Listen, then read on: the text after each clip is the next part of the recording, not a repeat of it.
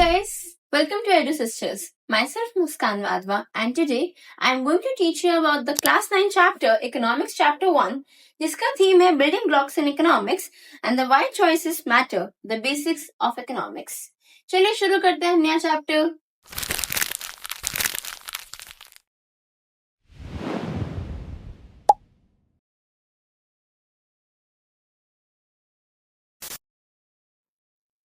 तो गाइस पहला टॉपिक है स्कार्सिटी। स्कार्सिटी का सिंपल सा मतलब क्या होता है? कमी होना।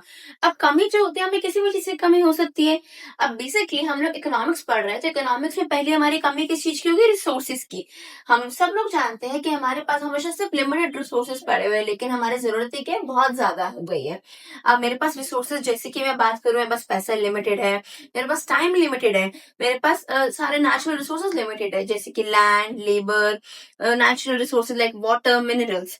वेयर एज मेरी जरूरतें क्या वो बहुत ज्यादा हो रखी है। मेरी क्या, हम इंसानों की जरूरतें ही बहुत ज्यादा होती है। हमें एक घर से कभी संतुष्टि नहीं मिलती, हमें ज्यादा से ज्यादा घर खरीदने होते हैं। मान लो बड़ा घर खरीद लिया, अब मुझे क्या, मुझे लग्जरियस कार खरीदनी है, कभी BMW, कभी पोर्शे, मुझे बहुत सारी चीजें खरीदनी होती है। हम ह्यूमंस की जरूरतें इतनी ज्यादा हो चुकी है कि हम तराजू के अगर हम देखा जाए तोड़ने बैठे हम लोग इसको, तो लैंड, लेबर, कैपिटल, एंटरप्रेन्योरशिप, ये सब चीजें हमारे टॉप पे रहेगी। और हमारी जो चीज बाकी चीजें हैं जैसे कि हमारी हो गई अनलिमिटेड वांट्स, उसको हमेशा नीचे रहना चाहिए। क्यों? क्योंकि इस तरह अगर हम रहने लगे कि हमारी जरूरत टॉप पे चली गई, अगर ये हमारी जरूरत है टॉप पे चली गई है, तो फिर हम लोग कभी भी रह ही नहीं पाएगा, अच्छे से जीवन ही नहीं बिता पाएंगे। और क्योंकि हमारे पास रिसोर्सेज ही लिमिटेड पड़े हुए हैं। अब ये चीजें बहुत ज्यादा इंपॉर्टेंट है। ये सिर्फ और सिर्फ बेसिक ह्यूमन के नेचर में नहीं। अगर मैं बात करूँ गवर्नमेंट जो करते हैं वो भी अपना सारा के सारा बजट ये नहीं कि डिफेंस पे खर्च कर दे, वो अपने बाकी चीजों पे भी पैसा लगाती है जैसे कि education, health care, infrastructure, welfare schemes. क्योंकि उन्हें पता है हमें सिर्फ एक जगह को ही आगे नहीं बढ़ाना, हमें इंडिया के डिफेंस के बारे में नहीं, हमें इंडिया के फ्यूचर के बारे में भी सोचना है, हमें इंडिया के मेडिकल कंडीशंस के बारे में भी सोचना है, जो कि बहुत ज्यादा इंपॉर्टेंट है। यहाँ तक कि आपको बेसिक सा छोटा सा, मान लो आपके पास अगर ओप्पो का फोन है, कल आप लोग सोचोगे ओ मुझे तो आईफोन खरीदना है, ओ मुझे तो सैमसंग गैलेक्सी Z Fold वाला खरीदना है। देखा जाए तो आपके ओप्पो वाले फोन से भी काम चल रहा है, लेकिन आप लोग फोन कौन सा एक्सपेक्ट कर रहे हैं कि हम आईफोन खरीदेंगे। इट मीन्स रिसोर्सेज तो आपके पास है कि आपकी बेसिक जरूरतें पूरी कर पाएगा, लेकिन हमारे पास इतने रिसोर्सेज नहीं है कि हम आप लोगों की ग्रीडीनेस को फुलफिल कर सकें।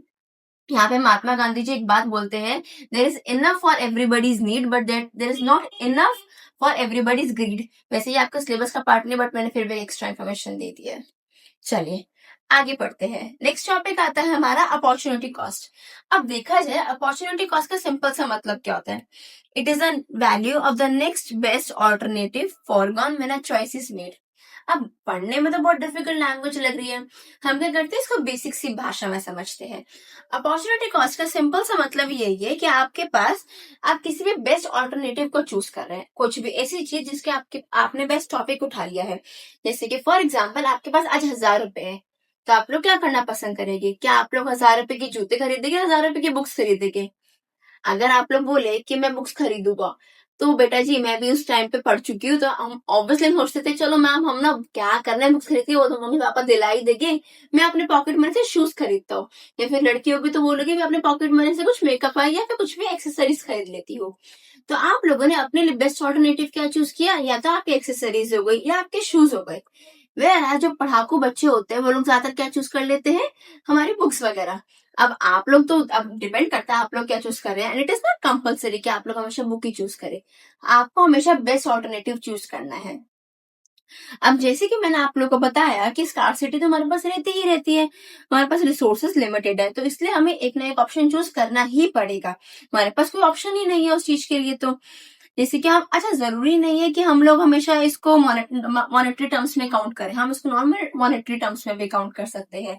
इसका मतलब ये होता है कि हम इसको बिना पैसों के भी काउंट कर रहे हैं। जैसे कि टाइम, सेटिस्फेक्शन और बेनिफिट। मान लीजिए आपको आज घूमने जाना है, आपके पास दो ऑप्शन है, या तो आप अपने फ्रेंड के साथ घूमने चले जाए क्लब में, या फिर आप जैसे कि अगर आपको आर्ट पसंद है या फिर अपने आर्ट ड्राइंग करने बैठ जाए। अब डिपेंड करता है आप क्या चूज करते हैं। जैसे कि for example if I talk about my self, I love art, तो मैं ज्यादा चूज क्या करूंगी? आर्ट।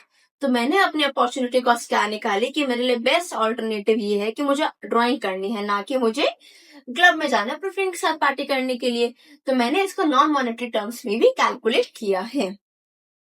अब अपॉर्चुनिटी कॉस्ट हम रियल लाइफ में कैसे कैलकुलेट करते हैं? टाइम मैनेजमेंट हो गया, मुझे मेरे टाइम सही से मैनेज करना है। जैसे कि मैंने अभी आपको एग्जांपल दिया, टाइम कैसे मैनेज करा हम लोगों ने। मैंने डिसाइड करा कि मैं अपने 1 घंटा आर्ट में दूंगी, ना कि मैं अपना 1 घंटा क्लब में जाके इन्वेस्ट करूंगी। स्टूडेंट बेटा, बच्चों की लाइफ में जैसे कि आप लोग जानते हैं, हमें मैम ने इंग्लिश को होमवर्क दे दिया, मैथ्स को होमवर्क दे दिया, साइंस को होमवर्क दे दिया, सोशल साइंस को होमवर्क, ऊपर से समर हॉलीडेज में हॉलीडे होमवर्क, फिर टेस्ट रख दिए, फिर यूटी मिड टर्म, ये सब चीजें आपको इकट्ठे भरमार की तरह पड़ गई। ऐसे कि पूरा की पूरा ऐसे पोटली बन के आप लोगों के को उसमें बहुत सारी चीजें आ चुकी है। अब आप लोग हो गए परेशान कि हम करें क्या। तो आप लोगों ने क्या डिसाइड किया, अब हम क्या करते हैं, टाइम मैनेज कर लेते हैं। कि मैंने डिसाइड किया मैं 1 घंटा इस वाले सब्जेक्ट को दूंगा, 1 घंटा इस वाले सब्जेक्ट को।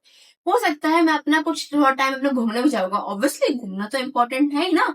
अपॉर्चुनिटी कॉस्ट में आपकी हर एक चीज मेजर करी जाएगी, आपका घूमना भी मेजर करा जाएगा, क्योंकि आपको सेटिस्फेक्शन भी आता है। सेटिस्फेक्शन में आपको घूमना को मिल रहा है, आप लोग बहुत अच्छे से एंजॉय कर पा रहे हैं। गवर्नमेंट में देखती है कि उसे कहाँ ज्यादा पैसा इन्वेस्ट करना है गवर्नमेंट स्पेंडिंग में। जैसे कि अब वो देख रही है कि आप लोग सब जानते हैं कि आप लोग की 9th की बुक सारी की सारी चेंज हो गई है, एनईपी की वजह से हमारी न्यू बुक्स अपडेटेड है। तो गवर्नमेंट ने क्या किया, अपना बहुत सारा पैसा इन सारी बुक्स में लगाया कि सारी, ताकि सारे बच्चों को मिल सके। गवर्नमेंट ने तो बहुत सारी चीजें स्कीम्स निकाल रखी है।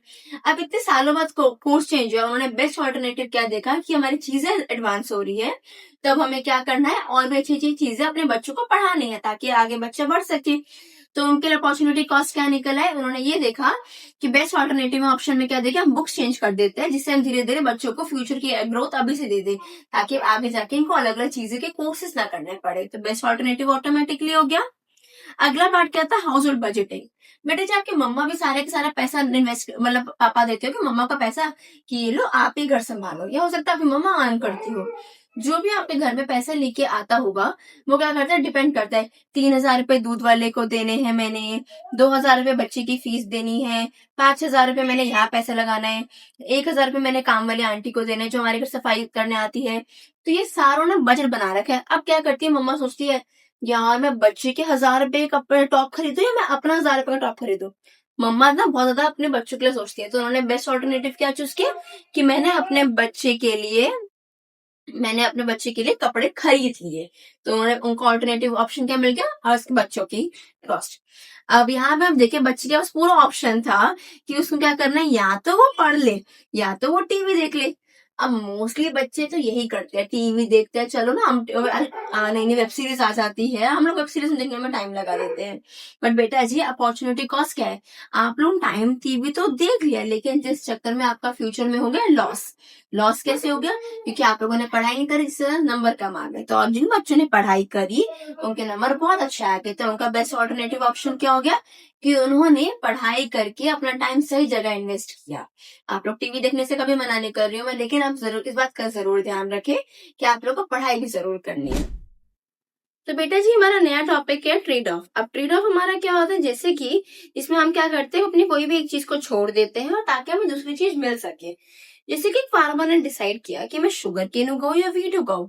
उसने उस टाइम पे देखा कि उसके लिए सबसे ज्यादा प्रॉफिटेबल बिजनेस क्या है, चाहे शुगर केन उगाना या वीट उगाना। मान लीजिए उसके लिए सबसे प्रॉफिटेबल बिजनेस है उस टाइम पे शुगर केन उगाना, तो उसने क्या करा, शुगर केन उगा ली, जिससे उसका क्या हो गया, प्रॉफिट ज्यादा हो गया।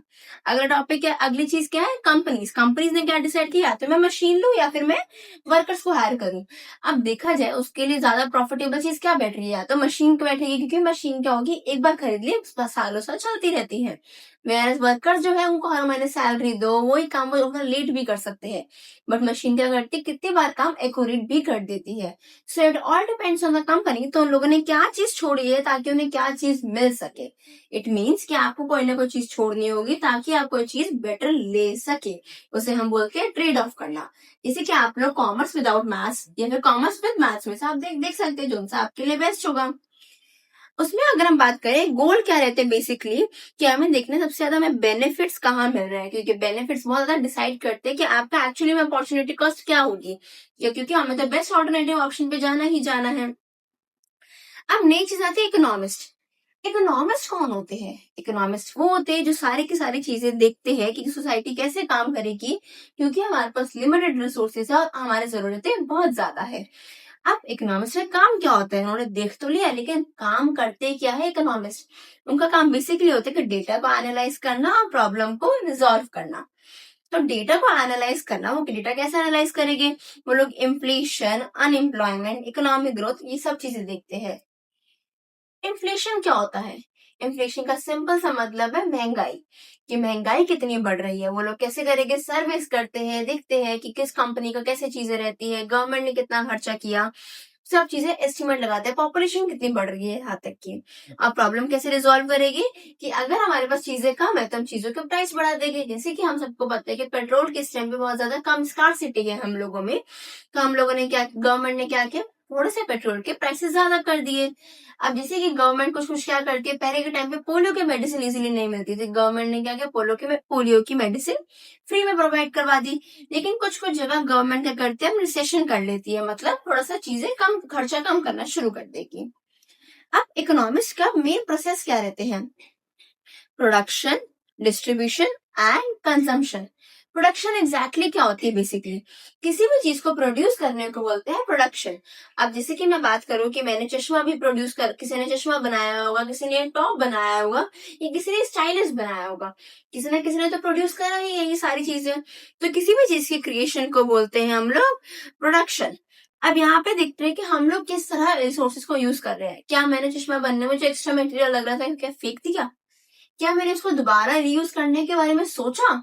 अगर ये सोचा है तो कहाँ पे किया है, कैसे किया है, हमें ये सब चीजें देखनी पड़ती है। डिस्ट्रीब्यूशन, क्या मैंने ये सारे रिसोर्सेज कहाँ पे डिस्ट्रीब्यूट करे गए हैं? अब मैं डिस्ट्रीब्यूशन कैसे हो सकता है, ये सारी चीजें अमीर गरीब में भी हो सकता है। मैं सोच सकती हूँ डिस्ट्रीब्यूशन कैसे करूंगी, या तो मैं चीजें डिस्ट्रीब्यूट कर रही हूँ, जैसे कि मैंने स्वीटनेस और सोरनेस में डिस्ट्रीब्यूशन कर दिया, मैंने साइंस और कॉमर्स में डिस्ट्रीब्यूट कर दी, ये सारी चीजें एनालाइज करी गई है। मैं आप लोग एग्जाम्पल समझाना पसंद करूँ, क्योंकि economics is like real life thing, आपको चीजें रियल लाइफ से एग्जाम समझना है। अगली चीज है कंजम्पशन, कि हम लोगों ने कितना कंज्यूम किया। अब मैंने कंज्यूम, जैसे कि मैंने एक चश्मे, कितने चश्मे कंज्यूम कर लिए। मैंने चश्मा एक्चुअली आज तक कभी टूटा नहीं, तो मैं हर बार क्या करती हूँ, एक ही चश्मा लेती हूँ जो कि मेरे लंबे टाइम तक चल जाता है। और अनलेस अनटिल वो चश्मे का पावर ना बढ़ जाए, मेरा चश्मा बहुत अच्छे से वर्क करता है। तो देखा जाए, मैं कंजम्पशन मेरी उतनी ही है कि जितनी मुझे जरूरत है। मैंने कभी एक्स्ट्रा रिसोर्सेज को वेस्ट नहीं, क्योंकि इन सब को बनने में भी हमारे नेचुरल रिसोर्सेज लग रहे हैं। क्योंकि हमारे पास रिसोर्सेज की कमी है, तो हमें रिसोर्सेज को बहुत सोच समझ के यूज करना चाहिए। अच्छा, इकोनॉमिस्ट जो होते हैं वो कंज्यूमर का बिहेवियर भी देखते हैं, कि डिमांड कब बढ़ रही है और प्राइसेस हमारा कैसे उस टाइम पे कंडीशन दिखा रहे हैं। हाउ डिमांड इंक्रीजेस, जब प्राइस फॉल हो जाता है, कि डिमांड एकदम किसी चीज की कैसे बढ़ जाएगी और प्राइसेस एकदम हमारे फॉल कैसे हो गए। जैसे कि इस टाइम पे आम का प्राइस थोड़ा सा कम हो रखा है, तो लोग ज्यादा से ज्यादा आम खरीदेंगे। अगली चीज क्या आती है, रियल लाइफ इकोनॉमिक एनालाइज क्या करते हैं? इन्फ्लेशन में पूरी की पूरी सप्लाई एंड डिमांड देखेंगे। अनएम्प्लॉयमेंट में क्या क्या पॉलिसीज वो लोग नहीं क्रिएट कर सकते जॉब के लिए। अब जैसे कि उनको नई जॉब स्कीम्स बहुत सारी चालू करते हैं, जो कि मैं भी आप लोग को आगे बताऊंगी। इन्वायरमेंट क्या होता है, जैसे कि हमारे इन्वायरमेंट, हम पॉल्यूशन को रिड्यूस करना है। जब भी दिवाली के टाइम पे पॉल्यूशन बहुत ज्यादा इंडिया में बढ़ जाता है, तो हम लोग क्या करते हैं, पब्लिक ट्रांसपोर्टेशन का यूज ज्यादा शुरू कर देते हैं, ताकि हमें दिक्कत ज्यादा ना हो और हम लोग पॉल्यूशन थोड़ा कम क्रिएट करे, ताकि पटाखे जलाने से जो हमारे एनवायरनमेंट खराब होता है, हमें उसको भी कम करना चाहिए। पॉवर्टी, अब यहाँ पे हमारी कुछ ऐसी स्कीम्स बनाई गई है, कुछ ऐसे सेफ्टी नेट्स बनाए गए, ताकि अब हर कोई इंसान गरीब ना रह सके। गवर्नमेंट पूरी की पूरी कोशिश करती है कि कोई भी इंसान गरीब ना रहे, एटलीस्ट उसे 2 वक्त का खाना आराम से मिल सके। तो बेटा जी, आज की क्लास हम यही खत्म करते हैं। अगर आप लोग कोई भी डाउट हो, किसी भी तरह का क्वेश्चन हो गया, कोई भी टॉपिक ना समझ आया हो, कमेंट में आप लोग जरूर लिख सकते हैं, और बाकी के टॉपिक हम नेक्स्ट क्लास में समझेंगे। तब तक के लिए लाइक करें, शेयर करें, सब्सक्राइब करें एडो सिस्टर्स को।